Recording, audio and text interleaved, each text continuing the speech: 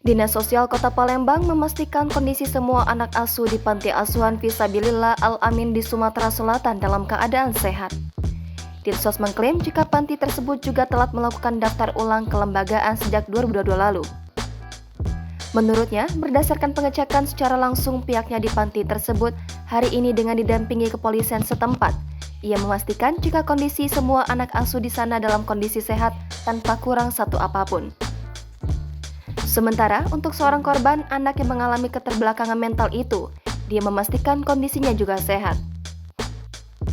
Dia mengungkapkan jika selama melakukan verifikasi di panti tersebut, Dinsos selalu berhubungan dengan istri Dayat, Rina. Selama ini, kata dia, pihaknya tak pernah menerima laporan atau keterangan jika suami Rina, yang juga pengurus di sana, mengalami gangguan jiwa, baik dalam bentuk keterangan maupun surat resmi.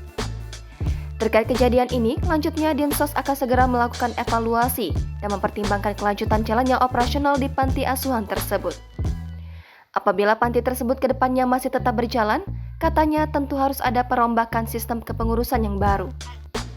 Dia menambahkan berdasarkan keterangan yang didapat di panti tersebut, sejumlah anak di sana mengatakan jika Dayat kesehariannya juga kerap mengonsumsi obat-obatan atas rawat jalan keterbelakangan mental yang ia alami akhir-akhir ini.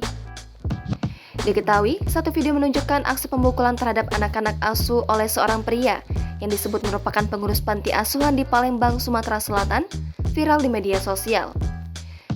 Pria bernama Hidayatullah itu disebut sang istri Rina sudah 4 tahun mengidap gangguan jiwa. Peristiwa itu terjadi di Panti Asuhan Fisabilillah Al-Amin, beralamat di Jalan Mangkubumi, 3 Ilir, Ilir Timur 2, Palembang. Pria itu juga sudah diamankan dan dibawa polisi ke Mapolres dan saat ini polisi tengah melakukan pemeriksaan kesehatan kejiwaan terhadap pria tersebut. Jangan lupa subscribe, share, komen, dan like ya!